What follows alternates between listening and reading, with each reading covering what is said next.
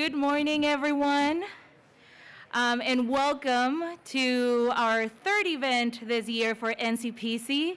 This beautiful morning, this beautiful venue at TERI Inc.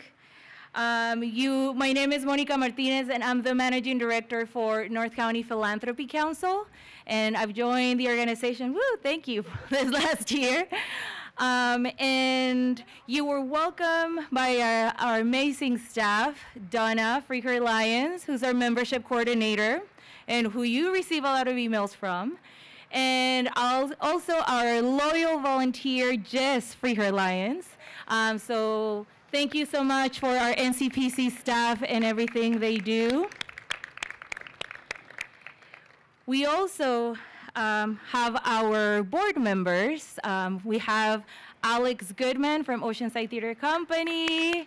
We have Carlos Medina from Carlos Medina Consulting, Dale Ganso, and Shannon Ayala. Woo!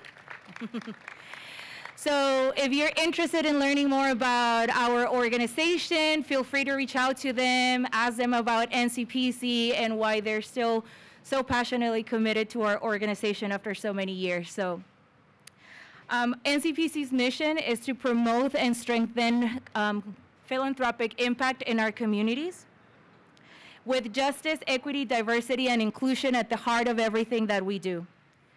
Today's panel on unlocking the value of strategic partnerships highlights the power of collaboration and the need for more of this in order for us to solve the bigger issues facing our communities. We also want you to take a look at solutions to these issues through a binational lens, sparking collaborations across the US-Mexico border, which is our San Diego-Tijuana region. Our panel reflects that binational lens because all of us here in this event we live and work in different and multiple San Diego areas. Some of you know that I work in North County, I live in San Isidro, and I was raised in Tijuana, where my family still lives. So, woo! So in one day, I can be in all three places. And so that has allowed me to see the impact of some of those bigger social issues facing our community, like our affordable housing crisis, and how a lot of people from San Diego are moving to Tijuana to be able to afford a livable apartment in a good area. And so now that's impacting the people living in Tijuana, because now the people that make a living over there, how can they afford all these apartment complexes that are marketed for the people that work in San Diego? Now, the people that are living in Tijuana and work in San Diego, that has increased the border wait time, which therefore increases the pollution as well. So when we're looking at environmental issues and when we're looking at housing crisis, we need to do so with a binational lens. And this is why we decided to bring organizations that are collaborating on both sides of the border. Today we'll hear from Marco Amador, who comes from the organization Promotora de las Bellas Artes, who is an organization that since 1992 has served over 56,000 kids that are in marginalized areas, have access to arts programs, something that helps them build their social and emotional skills. They've had recent collaborations with the University of San Diego, and you'll hear more from them. After the panel, you'll have an opportunity to continue to network now that you know more about their organizations. We'll also have our very own NCPC past president, Alex Goodman from Oceanside Theater Company. Oceanside Theater Company offers after-school youth academy, a summer theater program, and outreach to at-risk youth. Their programs also bring diversity to their community with all of the inclusive content that they provide throughout the year. Some collaborations have opened the doors to bigger strategic partnerships, including mergers. And we'll hear from Elders Help's Executive Director, Deborah Martin's experience with this during their recent merger, and how this has impacted the reach of their mission, which is helping seniors remain independent and live with dignity at their own homes. Their services include care coordination, housing services, resources for employed family caregivers, and door-to-door transportation for seniors. The impact has helped more than 6,600 seniors and their families each year. To support the merger's discussion, we'll also hear from Jim Floros, who, after 20 years of serving as CEO for the Burn Institute, joined the Jacobs Cushman San Diego Food Bank in 2013, helping them become one of the nation's top food banks, with an excess of 150 million during his tenure. Moderating this conversation, we are excited to have Andy Carey, Executive Director at the U.S.-Mexico Border Philanthropy Partnership, serving a network of nearly 400 organizations that build prosperity through leadership, collaboration, and philanthropy in the U.S.-Mexico border. While our panelists join me on stage, I want to thank TERI Campus of Life and their team for hosting us in such a beautiful venue. Woo! And for you to take in all the beauty surrounding this place, you should know that TERI changes the way the world sees, helps, and empowers individuals with special needs. They do so with career training and experiences not traditionally available to adults with special needs. This center serves as the hub for food preparation and distribution, for TERI's residential programs, a cafe with training rooms and laundry facilities, and their therapeutic equestrian center behind me, which when you go to the bathroom, you'll see the beautiful horses. Whoops. In alignment with our topic and mission, we are happy to support one of our member organizations, TERI Inc. So if you ever are in need of renting a venue for an event, you have this beautiful option. So enjoy the conversation and thank you so much.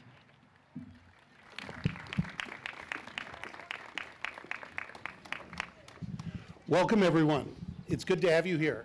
And we want to give a special shout out to Monica for all her wonderful support, and also to Carlos. My name is Andy Carey. I'm actually a North County resident, so I was really excited to just get to come like 10 minutes from my house today. So this was a nice change of pace. We've been brought together to talk about collaborations and mergers and all the things you can learn along the way. Before we get started, I wanted to give a little background on the Border Philanthropy Partnership. We were started by the Ford Foundation as a collaboration between community foundations along and across the U.S.-Mexico border region. The Ford Foundation felt that community foundations were anchor institutions to help foster charitable giving between our two countries, but not just north and south, but also east to west. And so during a 6-year period, they launched a collaborative to help bring the Community Foundation network along and across the region together. In 2008, they hired me to convert it to a membership organization. And I told the board at the time, I said, there aren't enough community foundations in our region to make us sustainable, and Andy does need to earn a salary. So we opened up our membership to include all of civil society.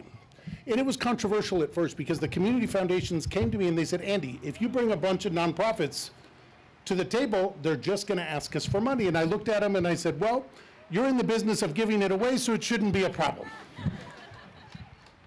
Since that time, we've grown to over 400 organizations from academia, business and corporate partners, government agencies, nonprofit organizations, and grant-making foundations. Grant-making foundations make up about 30% of our entire member network. Nonprofits make up about half, and the rest fill in with other percentages. But what's really important is the art of bringing people together, the art of understanding differences and appreciating them and bringing together your strengths.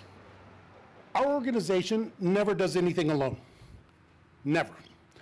You can't say you're all about collaboration and not collaborate. So every day, if we do a project, we bring several of the member partners along with us. We never do anything alone. Collaboration is not easy. You have to be committed. And you have to do it even when it's hard and it's nasty and people don't play nice in the sandbox. You still need to do it. And that'll always be there. You know, we're all in the nonprofit sector, so we're always looking to raise money. And people are territorial about their donors. But it's up to the donor to decide who they help and who they don't, and when they give and when they don't, not other organizations. So nobody owns a donor. And that's really important because donors have a lot of interests and there's a lot of capacity. And our job as nonprofit leaders and philanthropy leaders is to open up their world to all the possibilities as to where they can make an incredible impact. In 2013, our organization, I'm going to share a quick story before I open it up to our partners.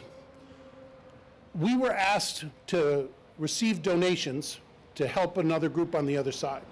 Our founding members were community foundations.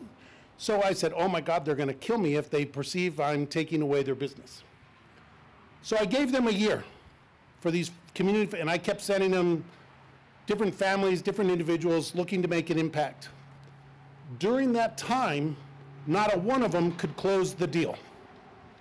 Not a one. So I went back to the board and I said, we gave everybody a year. These are people looking to make an impact. We're not opening funds, we're just receiving a gift and sending it on. It was the best decision we ever made. Since 2013, our organization, from that first gift of $5,000 that we sent on to Mexicali, we have now grown to over $11 million in giving that we have directed into Mexico or into the United States from donors on both sides of the border. And a lot of people say, oh, that must be a bunch of crazy Americans helping Mexico. That's a terrible mistake to make, to underestimate the power of generosity of the Mexican people. They are loving and caring and giving just like we are. But the sector and this work we all do is hasn't been around as long as we have been. So, but they're catching up to us. They're about 30 years in, and they're making incredible progress. And about 91% of all charitable giving that happens in Mexico comes from within Mexico. So it's really important to understand that, because as we work binationally, and as Monty talked with us today, as we explore ways to create partnerships on the other side, do not make the mistake of thinking that Mexico can't contribute. Of the $11 million we have channeled between our two countries, half of it has come from Mexico. Half. It's not always half, it ebbs and flows every day, but about half comes from the other side. So it's really important, and we'll talk later today about understanding how to make that happen, but it is really possible. So I'm excited to be here today with new friends and colleagues and some old friends and some old colleagues, and it's exciting to be in North County, which sometimes doesn't get the attention it needs, but we are still a border community in North County. There are many of us that live here, that work in the border, that cross all the time. My next door neighbor has a call center for his business in Tijuana. We run the community activities for the consulate here in North County, and when we do an event, we have thousands of people come. So there's a huge need and opportunity in North County for all of our organizations. So without further ado, I want to open it up, and I'm going to start over there with Jim. You know, we met about 15 years ago when I came. You were at the San Diego Foundation trying to hustle for some support. Imagine that. Yeah. But, so is this when I talk here, Andy? Yes. Okay. Just opening remarks? You were going to give some opening remarks about your thoughts on this process. Well, good. I'll make that up. I'm a career nonprofit guy, 39 years nonprofit, 29 as a CEO, and collaboration is key. When I first joined the San Diego Food Bank, we had about 300 nonprofit partners. By the time I left, it was close to 600. And then, of course, we acquired the North County Food Bank, and that was a very strategic move on our part. And those of you who are from North County know that I used to tell this joke. I discovered there's a county between Orange County and San Diego County called North County, and so it's a community all of its own. And so by us acquiring the North County Food Bank, we gave North County its own food bank, and it was a great move programmatically because it helped really facilitate what we were doing as far as distribution of food. But we saw a spike of about close to 30% of donations from North County zip codes when we acquired it, without even going out with specific asks of, you know, to support the North County Food Bank, but just the fact that North County said, we have our own food bank now, we want to support that. So collaboration is key, and probably the biggest takeaway that I'll probably leave today is that no nonprofit exists without funders and donors. You know, without them, we don't exist. And funders and donors want to see collaboration. They want to see mergers. There's too many organizations kind of doing the same thing, and donors become frustrated by that. So, you know, you got to give the donors what they want. Thank you, Jim. Really valuable insight. Deb, you have over 30 years experience working in this sector. And Well, I do. I have a lot of thoughts on this topic. Can you guys hear me in the back okay? Okay, good. Yeah, I did 25 years in corporate, meeting, event planning, incentive travel, and was heavily involved in 2 mergers on the corporate side and also franchising. And then came to Elder Help about 10 years ago, and I have to say, I'm all about collaborations and partnerships, and I was shocked actually how hard it was to do that in the nonprofit side. In the for-profit side, I worked in a very competitive, cutthroat business, and all the owners were very, very competitive with each other, and yet I was still able to bring them together to unify against industry issues that affected all of us. And when I came to the nonprofit side, I thought that everyone just kind of came together around a fire pit and created all kinds of loving, warm embraces, yeah. And there were partnerships in name only, MOUs, and it got to the point where I started being afraid when someone said partnership because it didn't feel like there was reciprocity to it. So I really started to work on what I called integration, and integration is messy. You know, you got to roll up your sleeves if you want to integrate and partner in a true fashion. It requires, as you say, it's messy, and it's supposed to be because you're taking 2 organizations and 2 cultures, and you're trying to learn about each other, like any other relationship in your life, and it's always worth it. But you have to be willing to go through the transitional parts of that. And I will say we've been very fortunate at Elder Help. When I first started, we had 3 offers to be merged into other organizations, mostly because I think they were worried I might run us into the ground at the time because I was a new nonprofit CEO. Those didn't materialize, and we have been in discussions throughout our last 10 years, whether or not we should merge or acquire or whatnot. But we have several incredibly strong partnerships, and they are true partnerships where we integrate. We know their programs, they know our programs, and I'll talk more about that, but I could go on. And there's 5 of us, so I'll pass it over here.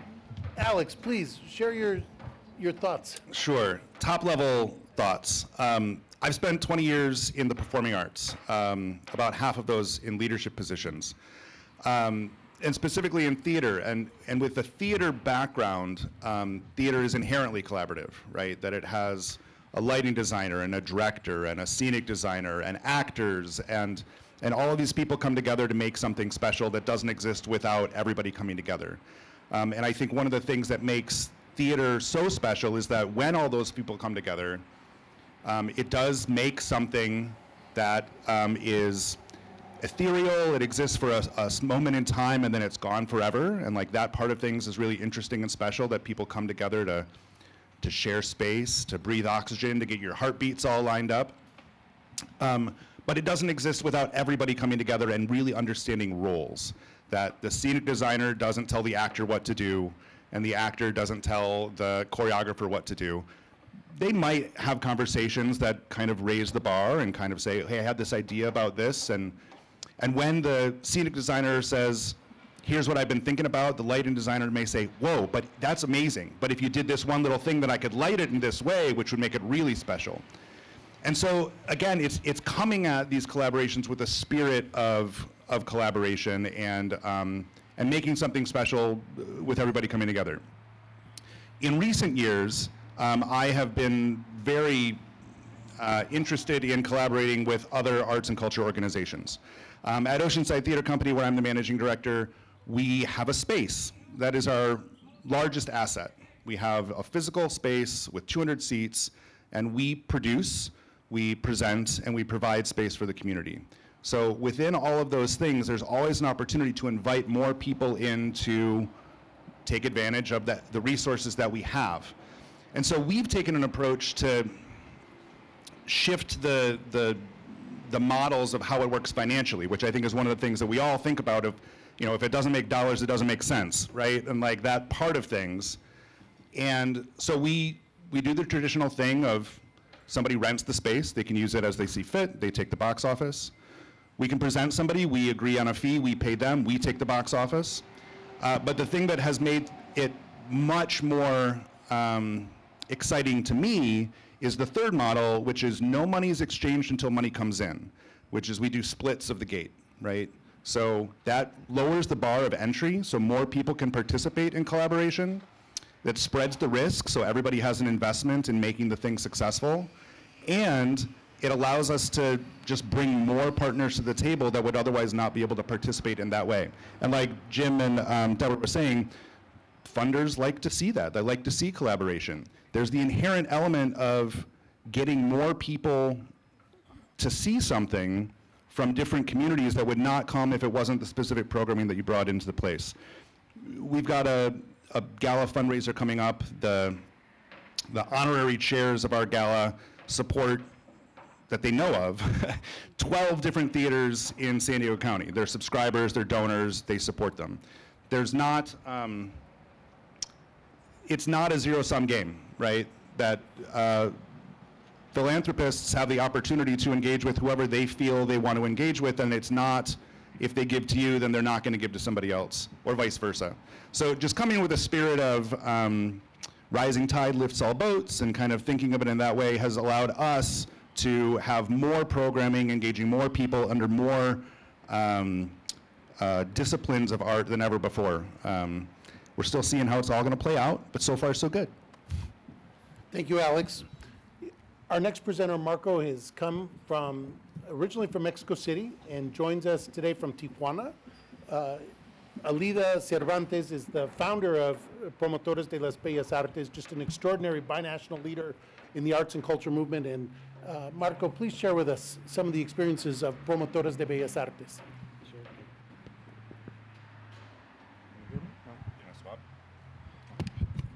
Hi, buenos días. Good morning. Yes, well, Promotora de las Bellas Artes, which will be translated as Promoter of Fine Arts, actually was born as Meili Mozart chapter in Tijuana. Here the Meili Mozart Orchestra plays. I think they recently had the festival last week. So they charge for their concerts, but the idea originally in Tijuana was to give free concerts to the people there. So we started Promotora and Alida, our founder, started a collaboration with Meili Mozart annually. So all the musicians came to Tijuana and they played free concerts for all people. So it was the original intention to bring the music or classical music to our communities in Tijuana. But the program, through the years, it evolved, and we decided to make it more like community-based. So we started working with children and teenagers in underserved communities in Tijuana, and we started working with them through choirs. So that was in 2011, and we already have like 18 choirs at the moment. We're working with these children and these teenagers, and it's very, I'm sorry if I forget some words or if I mispronounce, but it's very satisfying when you know that you're working and all your hard work and your tough work, trying to get the money, and you finally see the concert where all the children and the teenagers are singing and they're performing, and they discover new opportunities and a whole new world because they come from different surroundings. They're poor actually. They don't have the same opportunities as other children. So it's very satisfying when they feel more confident and they are singing and they are making progress through their lives. And recently, we are also a 501c3 here in San Diego. So we decided to recently start exploring opportunities here in San Diego and presenting the choir or collaborating with different institutions. Also, we still collaborating with Meili Mozart. We actually, I don't want to make this like, I can give many details, but we were recently awarded us with a grant for both organizations, so we're going to work together again with something very special. We'll let you know in a couple of weeks when it is more official. And you know, it's pretty amazing because from our choir, we have a selection choir, but from our choir, only 8 children can cross the border. So those children, those 8 children, performed, they're a choir, but we already played with different genres like rap. So they sang a rap in UCSD San Diego Park and Market. We had an event there, and people were amazed. So it was like the first time they came here to perform, and they were very pleased, and they were very also excited because it was the first time doing this binationally.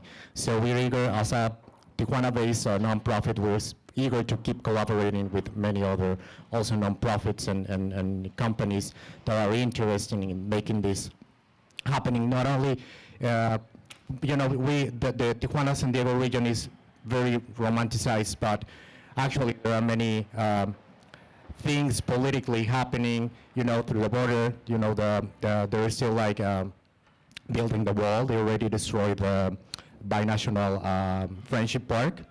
So it is already destroyed. They are keeping building this wall.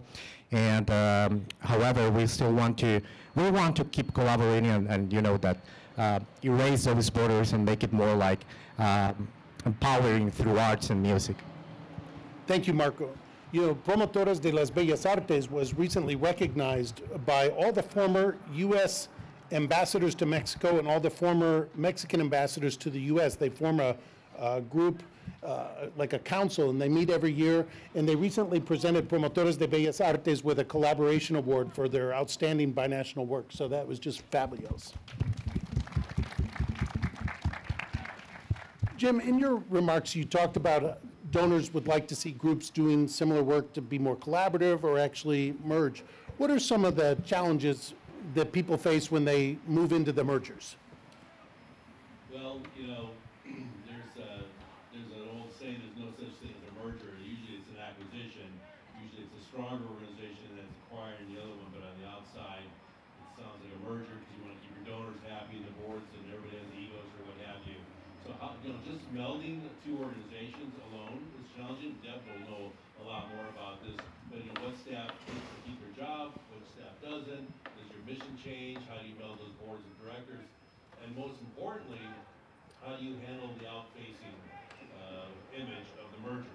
Because neither organization wants to lose their identity, you want to lose your donor base and what have you, so how you handle the marketing of that, a combination of whether you're taking on one logo or another, the branding of that, and just really how you finesse that. You know, when we acquired the North County Food Bank, you know, it had been around for 20 years. It was struggling, no doubt, but we didn't want to lose that identity. So we kind of used some of our branding, and we kept the North County Food Bank. It was its own entity because we wanted North County residents to say, okay, we still have a food bank, you know, Jacobs and Cushman, we just called it a chapter. So how you finesse that merger, outwardly facing, is key because again, funders will support it, but you don't want to lose any funders that might feel that they got you have mission drift or you moved off to another direction. Thank you so much. Deb, you have a lot of experience in this area. What would you advise us to consider? Well, I will say that funders do want to see integration and mergers. I will say they're a little bit behind the curve and actually be having the infrastructure set up for that. I know that I have probably submitted at least a dozen proposals with 2 or 3 nonprofits coming together for a project to be funded, and even some well-known prominent foundations in San Diego. I said, you know, Elder Hope will be the lead, and we'll bring on these 2, and we'll be responsible for all of the liability and the payment. And they didn't want to do that because it felt like it was a pass-through to these other 2 organizations, and they should individually, you know, submit grants for their portion of it, and they didn't want to do it. So I do think that they want it. Theoretically, I'm not sure that the grant system is always entirely set up for that, and it is, of course, cumbersome to get metrics and data and financials and reports and report out, but it really requires a lead organization be willing to take the lead and work with the funder to convince them that this is a worthwhile thing. On the merger side, We were lucky, we recently merged with the Foundation for Senior Wellbeing in North County, a well-regarded North County nonprofit. And that was one of those instances where they were going through some leadership changes, and they had been around for a long time and called us and said, would you be interested in running the foundation, Elder Help? And we said no, but we'd be interested in merging, especially if we can get your executive director, because we thought she was phenomenal and we didn't want to see her leave the industry. So really, that particular merger was really more about, we have been wanting to expand our footprint in North County for quite some time, but we also wanted trusted, respected leadership in North County who was already here, who had done all that work. And they do say that most mergers do happen with organizations that already have a prior relationship. And oftentimes it's the smaller, the acquiring organization is usually the one that initiates or reaches out to start those merger conversations, and that was what happened in our case. And we were very lucky. I mean, really almost 60 days from start to finish. We were able to go through the approval processes. Our boards worked together. Our attorneys worked together. We got all the paperwork submitted with the California attorney. And then we were able to wait 25 days and before we could submit all our paperwork with the state secretary.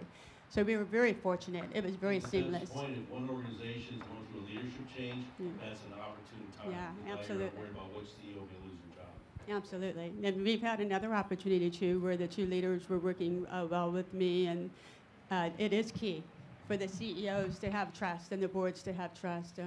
I've seen mergers happen because the CEOs had a strong relationship and they could bring their boards on board. And then I've seen mergers where it didn't happen because there was a lack of trust between the boards. And that is one thing that's very unique between for-profit and corporate, nonprofit and corporate rather, is the board. When you hear stories of a CEO that will sabotage the merger because they know they're going to be out of a job, so they'll find a way to sabotage. You know, they're nodding heads. Alex, Anyways, I don't want to digress or get off point, but there's so many different aspects of it I could cover. But I want to leave some time for the other guys here. Alex, in your remarks, you mentioned you've created a third way to help create collaboration, and because it's sort of like you were responding to a need and that everybody gets paid afterwards. Talk to us about what brought that together. Sure. So, at the most basic level, again, we've got a facility, we've got a space, and our core programming occupies an amount of that space with rehearsals and with productions. And then I understood that for a long period of time, the space was otherwise unoccupied or unused. I did not exactly have a mandate from the board, but I did look to the community and say, what do you want us to be? What can we offer you that will bring you in the doors? So one of the first conversations I had, I reached out to a new board member who was a member of the community that had previously not really been represented within the organization. And he introduced me to some entrepreneurs who happened to have a music label that had found a lot of success specifically during the pandemic, a little bit before the pandemic. But they were blowing up. They had millions of views on YouTube with this local hip hop group. And I don't think they had ever really performed in their own community because there wasn't a place for them to do it. And so when we started to think about, well, what would it take to actually bring your folks to perform at the Brooks, we just started thinking outside the box of what are the barriers and how do we overcome them. One of the things that they brought in is, we're not even going to bring in our most popular artist. We're going to use this opportunity to also elevate a bunch of the up-and-coming artists to have, I think we had 6 acts perform that first concert. It sold out. We made it very accessible to the community as well. But it was an exercise in how do we do something that we've never done before, and how do we do it in a way that spreads the risk and also gives opportunity to both the organization, Oceanside Theater Company, and the producer of the event, Mad Strange. And I think ultimately we learned a lot even with that first experience. It was financially okay. They were committed to paying their artists in a way that we absolutely supported. The gate, in order to get people in the door, needed to be low, so it was kind of finding that jujitsu of like, how do you get the maximum revenue, but also get everybody paid, but also not have too much risk, right? And so by the second time we did it, we learned a lot more, and I think that's another important part of it. You've got to, at a certain point, you've got to throw something at a wall to see what sticks, but you also have to be committed to seeing it through. And so when something gains some traction, do you have anything in place in order to support it? And so that was one example. Another example was I knew that we wanted to reach the bilingual community in our backyard, which we had historically never done. And so again, I started talking with members of the community that were engaged with us about who are the art makers in this community and how do we get them to the Brooks. I was introduced to Tierra Caliente out of Escondido, who are a ballet folklorico company. I went to see one of their performances. It was great, and I said, what would it take to bring what you've done here just to our facility? And again, the only way that was going to work is if we made it so there was no financial barrier to entry. So we said, we won't worry about you paying us rent. We won't worry about us paying you a presenting fee. Let's just split the gate once we have people in the door. And again, that is something that then grew to, we had our first Spanish language play a few months later, again, presented by Tierra Caliente. And for us, it's a matching of resources. We have a facility, and we are able to produce plays. We do that all the time. But when somebody has something that they've already created and we can kind of plug it into our space, if the only thing that's in the way is money, then let's figure out how to overcome that. And that's been something that we've continued to do with improv classes, with poetry presentations, with film screenings. Again, we've just kind of raised the roof on what can live within our space, and it's allowed us to collaborate with many more partners. Thank you so much. So, Marco, you mentioned in your last remarks that you just got your 501c3 here in the United States. What vision is Promotoras de las Bellas Artes casting for collaboration moving forward? Well, sorry, working. Yeah, well, it's not recently, it was already in 2016, but we are already working with the status as a 501c3 here in San Diego. Okay, we had our very first collaboration with the University of San Diego and also Barrio Logan College Institute. We had this, you know, like bi-national activity where the kids from the Barrio Logan College Institute, they went to the estuary, Tijuana estuary, and they had like some kind of not road trip, it was more like a, I forgot the word also. It's like, I forgot. Yeah, well, they went to the estuary and they showed us like all the water and the plants and all the native you know, insects also. So they had their activity there, but we had our activity in Tecate, in Baja California. We went to a park that is called the Parque del Profesor. So it's part of the Rancho La Puerta Foundation, and our kids went there, and the staff from the parque showed them about the watershed and the estuary and the Tijuana River and the plants. And the kids also make some rhymes, and they made a song. They sang the song once we finished the activity. And, you know, we're open to make this type of activities, you know, where the border is just like a physical limit, but there are like these new technologies that we can apply to make collaboration more effective. And, well, that's one. And the other, I told you before, I cannot give many details at the moment, but we're going to make another collaboration with mainly Mozart. It's going to be pretty cool. It's going to be about the environment. So I think it's going to be a very good collaboration. We're very excited about that. And yes, we're looking for more opportunities to keep collaborating with different organizations here, especially through creativity and arts. I think that's the one. I remember when we recently had the collaboration with the University of San Diego. They told us, okay, we are more like, this is more like design thinking or science-based what we are planning for our children. But you work with art, so you be creative and do what you know to do. You use music. So yeah, we're going to keep using art and using working with music and make these collaborations effective and creative. Very good. I wanted to share a quick story about a collaboration here in North County that didn't go well.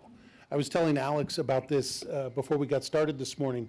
There's a group in Tijuana that wanted to come and present at the Center for Performing Arts in Escondido. I live in Escondido, and I found out about it because I was driving down Valley Parkway, and I saw the sign, and I said, oh, wow. So I called them up, and I said, hey, I see you're doing this, and what's going on? And they said, well, actually, Andy, it's not going well. Nobody's buying tickets. And I said, what do you mean nobody's buying tickets? I said, well, did you? And I realized immediately that about 5 of the most important things they needed to do to have a successful collaboration, they didn't do any of them. They basically, the Center for Performing Arts basically was bringing in a group from Tijuana to do an event, and nobody in Escondido that would be interested in that event knew about it. So they needed to do some outreach. You know, in the Latino community, mistrust is huge. And so people want to do things with people they know, people that they have experience with, people that they trust, people that can be counted upon. And we're going to try again, and we're going to do the things they should have done the last time, and I think it'll be a resounding success. But it's really important for cultural competence to be a part of your strategy in engaging, particularly as part of today's discussion is for a binational collaboration. You're dealing with different cultures, different language, different interests, different experiences, and you have to take all that into account in order to be successful. What experiences have you guys had dealing with different cultures in your collaborative efforts in your organizations? Alex, do you want to start? Sure. Well, again, speaking specifically from that, we had a desire to diversify who was coming to our events, who's occupying our space. And we knew that, you know, me extending an invitation to people in a community is a different thing than someone who looks like the community that we're trying to attract. So it was very important to us to have an authentic invitation to participate. In order for to do that, we had to bring people into the fold that were members of the community that we're trying to reach, right? And so the difference, and so when we look at our mission of to produce professional art experiences for the community, to provide educational opportunities for adults and youth, and to present educational opportunities for youth and adults, and to provide space for the community, we knew that we had to bring partners in that it wasn't coming from us, it was coming from the community. So we've had a lot of success when we're able to collaborate, right? When we're able to bring other people to the stage. And the important thing about that with the trust, I had to build rapport with the producers. I had to build rapport with the other people who were creating the art that we wanted to share with the community. In order to do that, I needed to help them understand that this was not a cash grab. This was not an opportunity to exploit anybody. This was an opportunity for us to engage the community on a mission level of what we're trying to accomplish, and that when we can bring things from other communities to downtown Oceanside, that's elevating it and making it an important element of this is who we are, this is what we do. It's a tricky line, but for me, it started with showing up to other things, going to these events in the community, meeting people for coffee, having conversations, and making it real and authentic, as opposed to something that was more me trying to tell people that I know what they want without asking them the questions.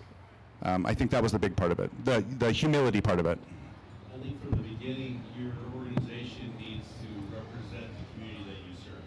So that's your staff and your board, and so that gives you a strong foundation. Both when I was at the Burn Institute, because the highest percentage of burn injuries were Hispanic children.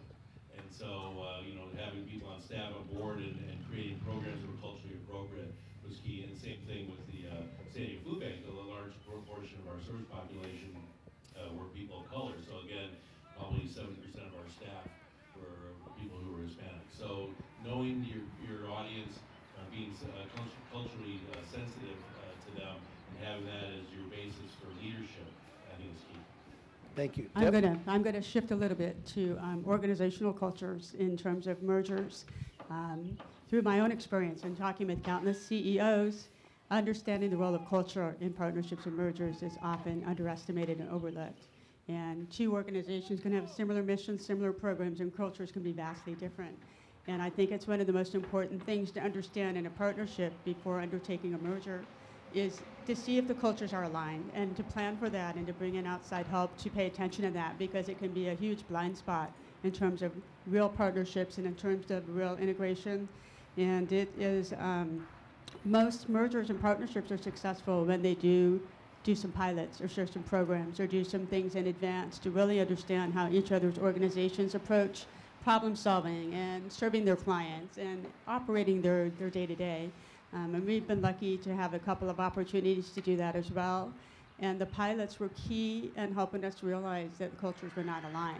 You know, how we did what we did would be compromised by integration with other organizations, that what made Elder Hub unique and gave us our purpose could possibly be lost in a potential merger with another organization.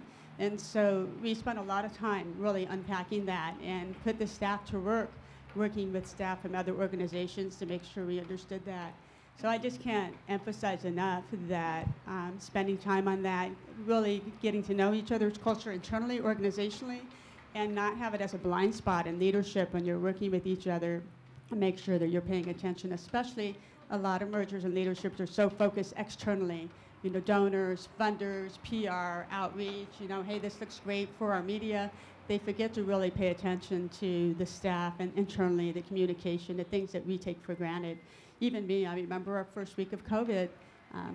I know you want to talk, Jim. Just give me a second. I'm almost done. Doing great. I ran out of water, so I'm done. Even the first week of COVID, you know, someone came to me. At no point was I ever going to consider, of course, laying people off or shutting down programs or whatnot. But one of the staff came to me and said, you might need to reassure the office and the team that their jobs are secure. And, you know, it was obvious to me they were secure. It wasn't obvious to the staff. And that's why it's so important to make sure internal communication and having people on your committees and your team are paying attention to that and not making assumptions about that. Okay, you can go now. Why are you looking at me like that? Yeah, don't make assumptions, Jim. The other thing that worked really well for the food bank is we had over nearly 600 nonprofit partners. So we generally partner with agencies that represented those different ethnic communities. And so they were the ones who were culturally sensitive. He knew what foods were appropriate or not appropriate. And so we really leaned on them to kind of guide us. Excellent, thank you. Marco, you mentioned in your remarks that you started working as a part of Mainly Mozart, and now, after all these years, you're going back and partnering again. What issues of collaboration have you identified for you to benefit from? Well, mainly, you know that the festival, Mainly Mozart has the Mainly Mozart Youth Orchestra. So they are like young people from San Diego, and I think I also from Tijuana. So one of the biggest opportunities that we saw with this collaboration, let's call it that way, it's that, okay, we have children from San Diego that are musicians, and we have our children that are singers. So they can perfectly get to know each other and make something new and more, you know, that they also have the opportunity to have this cultural exchange, you know, with people from children from San Diego and our kids from Tijuana. They get to know each other and maybe to build new types of future collaborations between them. And you know, it's very interesting because art and music are bringing them together. So I think that's a very good, you know, that we have many barriers, like the political barriers or the physical barriers or the language barriers. But also I think that creativity and music are pure, and they are like a very good vehicle or bridge that can bring us together. It doesn't matter if we speak a different language or if we are from different countries. If we are together making something that we love, this is a new way of starting new things and better things for our region, you know, like trying to make more collaborations, I know, more effective, but also more empowering for San Diego and Tijuana, especially now that, you know, if you're already familiar with the World Design Capital that San Diego and Tijuana were designated as World Design Capital in 2024, I think this is a great opportunity for both regions to keep collaborating through what we know to do. You know, it could be arts or science or music. I think there's a whole spectrum that can be utilized to make a great year for, you know, 2024. Very good, thank you. Deb, you brought up an interesting point about COVID and the concern everybody had, and a lot of organizations really struggled. How are we going to keep the lights on? Will our PPE loan get approved? Are we going to be able to keep everybody employed? What do we do at the office? Does everybody wants to work hybrid, or do they want to work remote? How has this impacted the work at elder care coming out of COVID? What was the question exactly? Well, when you look at partnerships Yeah. and collaborations, how has working remotely and through COVID brought you Oh, gosh. to where you are today?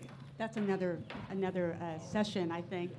I think that, of course, everything has changed and changed forever in my work life. And you know, I just wish those hammers were just a little bit louder. But I think that, you know, partnerships, of course, become more and more key than ever during this. And we actually are going to be sharing office space with another nonprofit partner to try and organically create, even the places where we're not sure if there's a partnership or not. You know, we try to place our staff in different offices or situations where organically they can be present for opportunity, because oftentimes just our physical proximity. So we are doing that because it is hard with a hybrid remote staff that we aren't not physically in places and together with our partners and seeing our partners, yeah. And it becomes even more important. It's harder for us too, because I don't know what Jim's doing, but you know, I was still doing half Zoom, half out in the field, and it was worse than being all Zoom or all out in the field. Well, I don't know how you build culture if your staff's not on site. Yeah. And I'm not a CEO anymore. And at the food bank, well, we were exempt from the executive order, so we didn't have that. We were all in the warehouse, so Yeah. we didn't have to deal with that mindset. The food bank was a great partnership too, because the food programs were all completely overwhelmed and unable to handle the demand. And the food bank stepped up, and we were able to get 1,500 pounds of food every Monday. We were not a food program. We had a grocery shopping program, but there was a demand.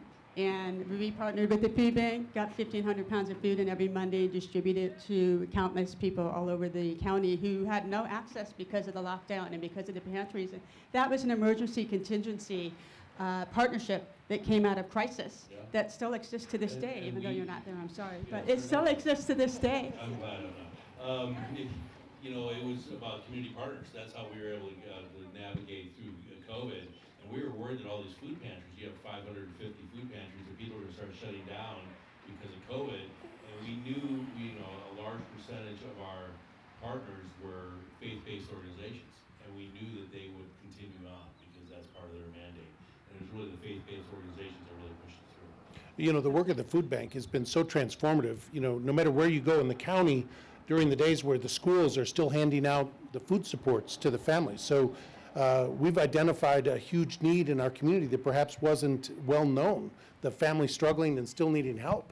So there's still quite a bit to do. Well, I mean, food insecurity was a major problem during COVID, but it did shine a light on it that it's not just people that you think are homeless or destitute. It's people who are your neighbors, people that your kids go to school with. You know, it's a lot of working poor, and those are the people who are caught in that gap. That they make too much to get benefit from all the public programs, but they make too little to have a quality lifestyle. So people stuck in the gap, those are the ones that really we try to focus on and trying to break the cycle of poverty. There's also, I think Victoria mentioned the, you know, really understanding your superpower. Like, what is the thing that your organization does really, really well, and how do you establish yourself in the community as the one that does that? When I was with the San Diego Children's Discovery Museum, we started developing these take-home STEM kits that a kid could pick up at the library and have an experience with the museum when the world was shut down. That was interesting, and we had that partnership with the museum that allowed us to reach people that we wouldn't be able to reach otherwise. We then reached out to the San Diego Food Bank, understanding that they had a distribution that we couldn't do on our own. And we started figuring out, like, is there a way for us to get these kits into the backpacks of the kids that are taking them home during the summer and all those kinds of things. And when we started that conversation, we started to figure out, like, what do we do well? What do you do well? How can we both add value to something that doesn't exist without these two partners, right? There's that idea of the sum is greater than the parts. And that was something that we piloted with the food bank that was successful. We had all sorts of questions to solve, like how do we build the volume of things that we're going to be doing, and how do we deal with the frequency of how often is this going to happen. But we piloted it, we tried it, and it was really understanding we offer something, they offer something. They're not necessarily the resources that you think are your primary ones, right? Like a take-home STEM kit is not what a museum is primarily known for. Distribution channels are maybe not the number one thing that you think of when you think of a food bank, but those two things together added something that I think both organizations found value in, and it was a special collaboration. So all that to say, like really assessing yourself first of like, what are our resources? What are we good at? How do we establish ourselves in the community? You know, for an arts organizations, we started to collaborate with the school district in a way of like, you do one pilot program, and then the next time there's an opportunity that the school district is looking for an art maker, then we're maybe at the top of the list of people they contact, whether it's our expertise or not, right? Like we're a theater, but maybe there's a music program that they need help with and we can provide the teaching artists. Maybe there's a visual arts thing and we can be the ones because we've established ourselves as the arts organization for Oceanside, North County, whatever it is. So just all that to say that self-assessment is a really critical part of the process. Thank you so much. Marco, do you have anything you'd like to add? Well, I think I just want to add something that when you were talking about COVID and how you managed to get through it, I wasn't part of Promotora back then, but it was during the pandemic that we had a very difficult time working with the children virtually, you know, because many of them don't have access to the internet in their houses. So many of them left the choirs, some others stayed, but the organization was able to sustain itself because we had a very generous donator that gave us the money to keep funding and financing all the expenses that were needed. So it was a difficult time, but also something good happened that in 2021, speaking of cultural exchanges or cultural experiences, an organization from South Africa was visiting Tijuana. There are like two musicians, they are called the Peace Train. So they worked in South Africa during the apartheid, like singing. They were actually traveling through trains to all South Africa, singing, and also with children and other musicians. And they were visiting Tijuana and decided to make a collaboration with us. So there is a train in Tijuana, Tecate, that it's a very old train. So it wasn't, you know, it used to be like some kind of a tourist attraction, but suddenly they stopped financing the train, and the train was like just there, like making necessary space. But we revived the train, and we took our children to Tecate, and it was difficult because it was during the second year of the pandemic, so we had to make some different, get different permits, and also have all the social distancing and you know, health securities. But we were able to brought our children to Tecate and also to San Quintin in Baja California, and they met other children from those communities, and also some other children from South Africa came, and we had a very big concert there in South Africa. So that's another, I think that would be another example of collaboration or international collaboration, let's say. Very good. Thank you so much. What questions do we have from the audience for our panelists? Carlos.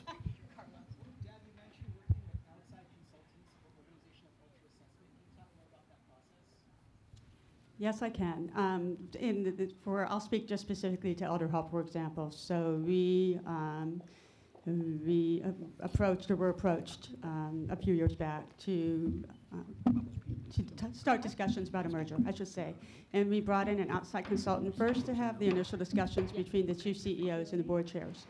And then with their blessing, we decided to create two discovery committees on each organization, made up of both leadership staff and board. And we went through a series of meetings. We met 2 to 3 hours.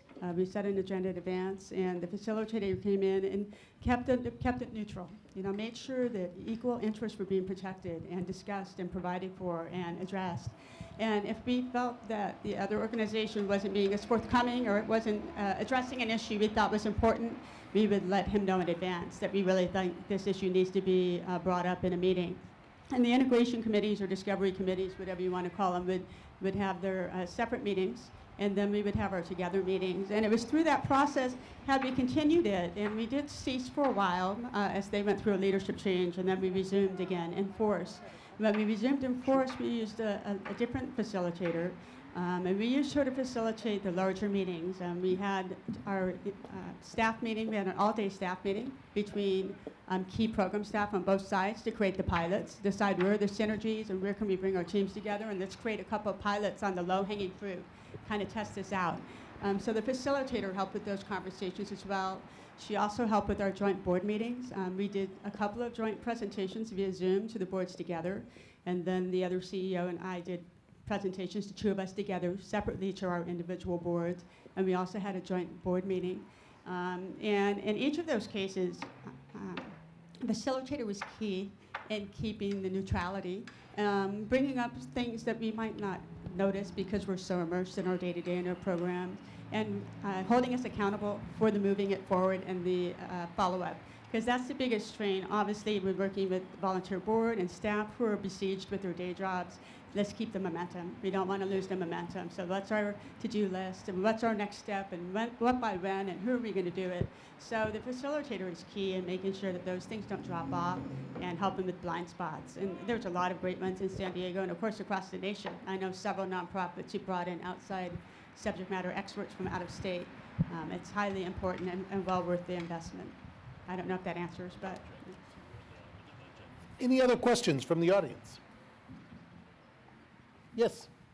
This might be more for Deborah. Have you found that there's more of a challenge partnering and collaborating with older adult organizations? It seems like there's a lot of push and positive vibes for children, and it's easy to get around that. Have you found that that's been a challenge, or any insights with leaders? So that's a very good question, and I'm not typically very PC, and the staff worry about me being on these panels for this very reason. Yes, it's a challenge, and I think that's why we were so lucky with the Foundation for Senior Wellbeing, is they weren't territorial and recognized that it was important to try and keep their mission and the programs that they had already started for so long. They just needed the support and heft of a full company behind the groundwork that they had already laid. It has been tough. I won't deny it, and that is tough to Jim's earlier point about funders, and funders accidentally otherwise, kind of pitting different nonprofits against each other for the same bucket of money. I tend to really, we had an instance recently where a partner of ours called us for helping them on a grant for something that we already did that they didn't do. And I said, sorry, it made me laugh. I laughed. And I said, well, why don't you use us for the services for the grant? And you guys can take half the grant, but partner with us just so we can get in there and show you what we do, and also make a little money off it. It didn't even occur to them, and they're immersed in what we do every day. So I had to remind them. And we had I got a lead for a large capital grant for building improvements, and I tossed that to another nonprofit senior-based organization. So we all work together collaboratively on policy and advocacy and Older Americans Act, but when it comes time to program integration, that's a little bit trickier. And there are definitely partnerships, and I haven't given up trying. Hopefully there'll be more before I die or retire, whichever comes first. But it's a very good question, and yeah, we could reduce some duplicity there for sure. Thank you, Deb. Any other questions? Yes, ma'am.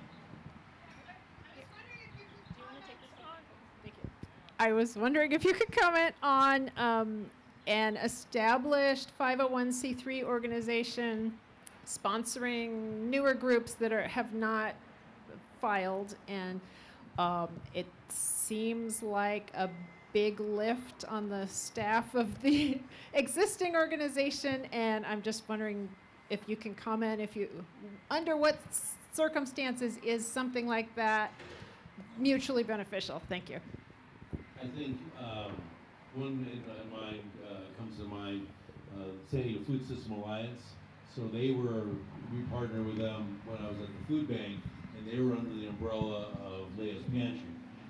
And that was beneficial for a while when they were trying to get their, get off the ground and trying to get some of their nonprofit business model in place. But it became very confusing for funders, and I'm kind of coaching the CEO, and I said, funders will never take you seriously unless you're your own 501c3, and funders would come to me, and they were confused.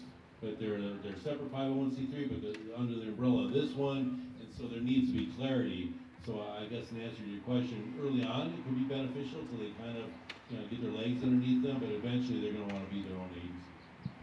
Yeah, and I think you're talking about trying to find fiscal agents for startups and incubating new organizations. And there are different organizations in San Diego that'll be a fiscal agent. And I also don't think it hurts to reach out to like-minded nonprofits in similar space if they don't feel threatened by that, to see if they'd be willing to be a fiscal agent. They already have the infrastructure in place. If they might have some trickle-down grant benefits.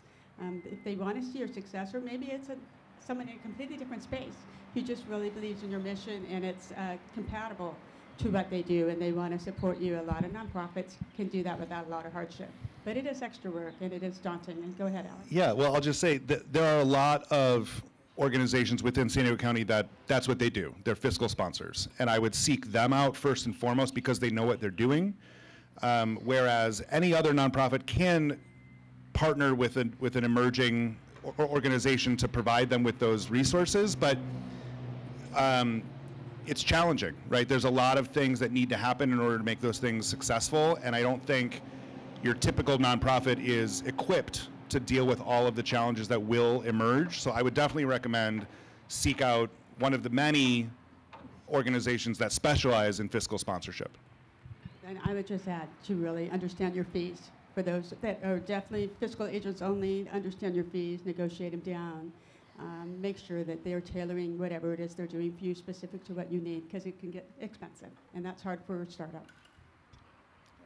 Yeah, we actually do this work, and we are fiscal sponsor to 126 organizations, and about 5 of them, we provide the back office support. I think the most important thing for you to do is to assess the talent of the people coming to you to ask you to be their fiscal sponsor. If they are a dedicated, talented, proven track record, I would say take them on. If they're looking for you to save their butt, walk away. We've learned the hard way, but you don't want to, your mission isn't to do their mission. Your mission is to achieve what you've set out to do. And so sometimes it can be a great collaborative experience, and other times it's just a disaster for everybody. So what I do is I sit down with the people and I assess the talent with whom I'm speaking, because there's some people that can talk a great game, but they couldn't raise a nickel from a dime. You know what I mean? It's just they're incapable of doing anything, and those people you do not want to help. And there's risk on both sides of that equation, right? That like the emerging organization may have expectations of the established nonprofit that they cannot meet, and vice versa.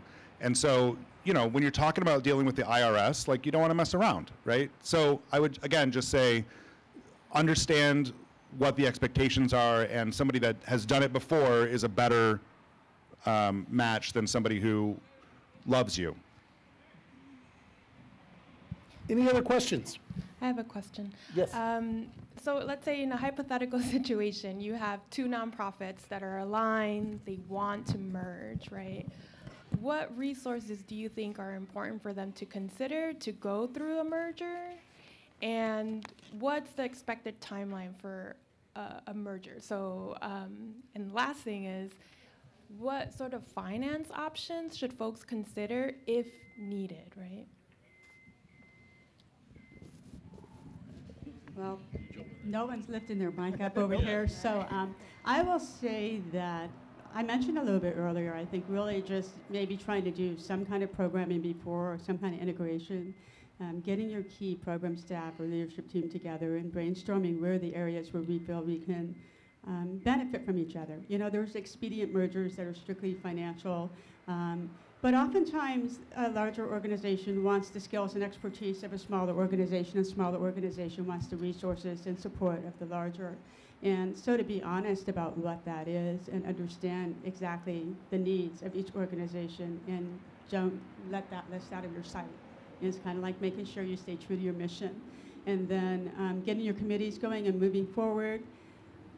I mean, we were lucky to do something simple in a couple of months, but I think up to a year to truly get through the process, to do discovery properly, to start your integration process, and then the integration is going to take a couple of years to be real. We just spoke to a couple, hang on. We just spoke to a couple of catching flies over there. We just spoke to, we interviewed a lot of different other merger organizations as part of our research, and we spoke to a couple in Cincinnati, and they were 2 years into the merger. They still were using different logoed business cards and were fully integrating their financial systems, and financial systems and software are going to be complicated. So a year at minimum to do the full discovery process properly, and then whatever happens after the full one organization's been dissolved. And then I do think there are opportunities for grants out there to try and find grants that'll fund. Is this where you're going? You want me to shut up now? All right. There are grants out there that will fund the facilitator and the integration and the attorneys and the administrative cost of actually trying to bring these organizations together. Take it, Jim. Right. Well, there was the old saying, it's a lot like making sausage. You don't want to see how it's made. That's supposed to be a joke, right? You know, you need a third party consultant or an agency that specializes in it, because there's going to be politics, there's going to be hurt feelings, there's going to be people who love certain programs or certain staff members or what have you. So to have a third party independent entity that can make a fair assessment and report out, then no one needs to be the bad guy on either side. I forgot the most important part. Get your non-disclosure agreement documents signed right up front. And your board chair, get them involved in your board. And we were able to do a master document that covered the board and the staff, and we reminded them at every meeting that the non-disclosure and confidentiality was critical. Especially if we were to move forward or be successful, we did not want our funders finding out before their staff or anyone else. We wanted to control that. So hoping that everyone gets that paperwork lined up. Each has your attorney that has your best interest at heart and protect your proprietary information. Thank you, Deb. Any other questions? Yes. I know no one wants any more questions because they want out of the sun. Hopefully I have a very short question, or maybe you could make it short. I actually went through a merger a couple of years ago, and over the last 2 years, it has been very insightful. And I know we've talked about the merger process going up to it, but there's also a merger process after it, which tends to last many years. I'm still going through that. One of the big changes for our merger was actually changing our name of our institution, and that also has been a challenge too. So maybe getting recognition of the institution, what we do, how we do it, and then sort of uniting those communities. I wonder if you could talk a little bit about that. Very little, because we got to get out of the sun. Well, it's about branding and outreach. I mean, you know, we really acquired the North County Food Bank more than a true merger, and we took their assets and their liabilities. But still, it's outwardly facing how you're going to handle that, the branding or what have you, and have the community understand your programs are still effective, they're still impactful, it's still something that donors want to invest in. I think that's a huge part of your messaging, and having key donors and key partners know about the merger before it's announced, and they can help you kind of send that message. Yeah, I would say we've been through 3 mergers. I've been through 3 non-elder help, and you're right about the integration, and it's painful and takes a long time and insightful. And we, in our last exercise, you know, we just had a lot of different committees, you know, our software committee, our finance committee, our program committee, making sure that the staff were involved in communicating and bringing that up. And recent 2 CEOs I talked to who merged, they heard for the first time in the Zoom that we were having that the staff had just started doing things the way they thought the larger organization wanted them to do without communicating to them that they were struggling with that or it wasn't working for them. And she was shocked to hear that that hadn't been passed up to the leadership chain. So, and also for us too, name discussions happened very early on for us, and it was made clear to us that our name would not be a part of any integration. And so the board had to really take a close look about that. And the board wanted assurances that if we were merged into larger organizations, that our program would remain intact. There's no way to guarantee it. You know, once you're dissolved and your assets are transferred, hopefully you merged your boards, and I'm assuming you consolidated your boards and your leadership team, and you have votes and leverage. But there truly is, once it's all with the sole organization, there is a little bit of a loss of control for certain passion projects and programs and things that might not seem as important. And so we just, you know, never lost sight my prior mergers, we did keep those committees intact for 2-3 years. We didn't just assume that the work was done in the first year. As long as there were still different systems operating, we had people in committees talking about how to integrate them. And the work's never done until you feel that those things have all been successfully and effectively brought together. So I would just take your time and stay intentional and vigilant and do it for as long as necessary, because it's a long process. You've got companies that have been in business 10, 20, 30, 40 years. It's not going to happen in 2 or 3 or 4 years. It's a long, if we set up our sights for that, I don't think it's daunting. It's just something that needs to be planned for.